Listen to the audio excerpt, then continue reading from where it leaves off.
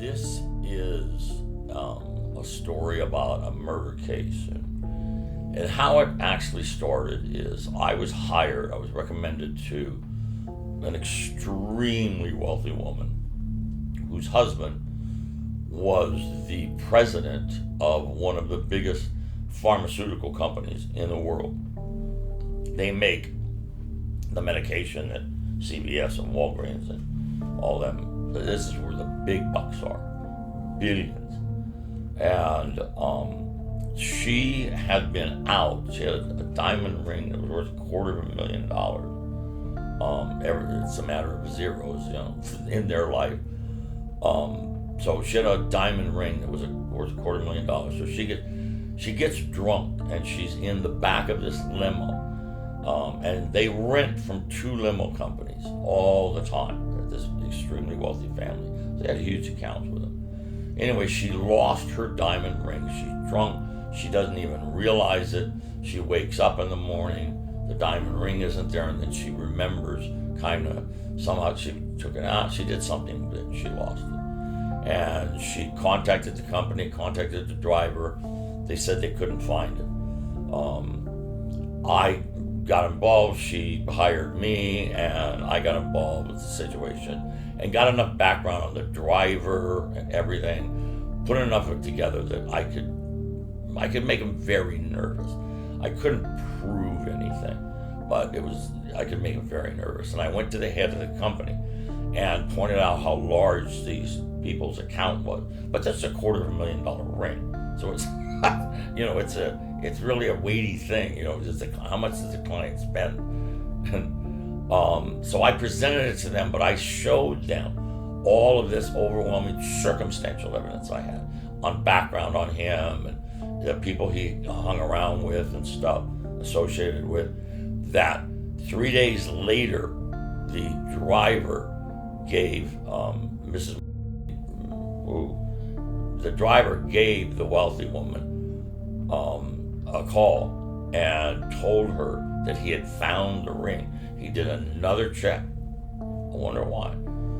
He did another check of the limousine, and he found her $250,000 ring. So the client was obviously very happy. She loved it. She got her ring back. Everything's all patched up. And I hope I hear from the woman again to have a client that well off. So about 6 months later, she calls me, and she's flying from somewhere, I think London to Paris, and she's literally calls me from the airport, and she said, who this is, and she said, listen, I'm getting on a plane from London to Paris, and then I'm flying to California in 3 or 4 days. And she said, my niece was murdered in Southern California, my 13-year-old niece, stabbed like 18 times. It's just crazy. And she said, I want to know who did it and get them arrested by the time I get to California. And I said, okay, I'll do everything I can. So my wife at that time, Donia, was also a private investigator. And we put together a task force. We got William Zwanitzer, my old boss, and put together a task force and went to this town and interviewed the family. Now I'm working for the richest family relative in this whole family. So anybody I call, I get cooperation with. So we get a lot of information on the girl, on her sisters, her brothers, and one of the sisters, who was about 18, I'm gonna turn 18, I think she was 17 years old. And she was pretty sketchy. Even the other kids talked about her. She was a druggie and had a bunch of problems.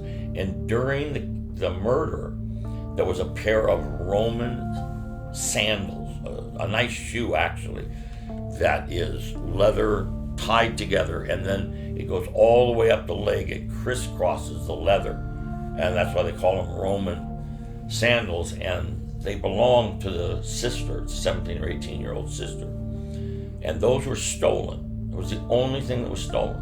This little girl's murdered, and that is stolen. And the 17-year-old sister is not there. So her younger sister gets killed. And because she's on the parents' family plan, right, we can get all the phones, all the phone calls, all the everything. And so we're able to trace who she calls. Then we figure out who those people are, and we find a couple of known drug dealers. So we put this, with this whole show, we just concentrated everybody on this thing. Part undercover, part outside surveillance, covert and overt surveillance, and put enough information together and figured out that there was a 19 or 20, she might have been 21, the girlfriend, another druggie of the 17-year-old sister, had given or sold drugs to the 17-year-old sister, and she owed about $380, $400 to this 20 or 21-year-old drug dealer girlfriend, and I guess wasn't paying it. And we found things where it was easy to tell that she owed money, and she was pressured to pay that money. Well, this girl came, we imagine, this 21-year-old came there to threaten or kill the 17-year-old, but she wasn't home. And this girl was drugged up enough, I guess, that she figured stabbing to death the 13-year-old younger sister would send a message, which is why the only thing she stole were these Roman slippers that belonged to the 17-year-old. Little things like that, all of a sudden, just can point you right in the direction of who did something, a crime. Then why just those shoes? That puts a focus on the 17-year-old. So anyway, we were able to prove that the 18-year-old or the 21-year-old drugged out girlfriend did the stabbing, committed the murder, and she was, I'm not going to say her name, but she was, at the time, the youngest woman on death row in the state of California, and she was pregnant. And she was on death row. She had the baby. They took the baby. I believe it was raised by the family. Normally they'll take, if there is no family, they'll just have them give birth to the baby. It goes immediately to foster care. And this woman, I don't know. We don't follow up on cases. We do our job. I don't know. Well, I do know that she was put in prison for life, because I know that years later there was a parole hearing, and my wife showed up, and the detectives that were in the field, showed up to testify that she should not be released.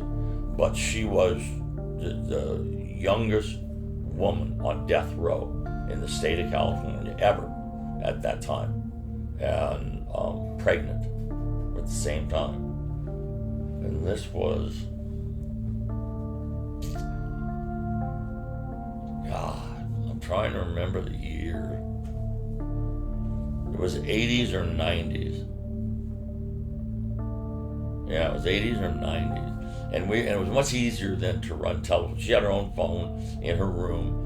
They didn't have cell phones then, but it's much easier in those days to run telephones, especially for have a family plan going on. But phone numbers are like a map. But anyway, this woman, it was unreal. It was in the, I know it was in the 90s. No, it was in the 90s. Yeah. So somebody wants to find out who it is, look in the 90s for the youngest woman on death row. And that would be it.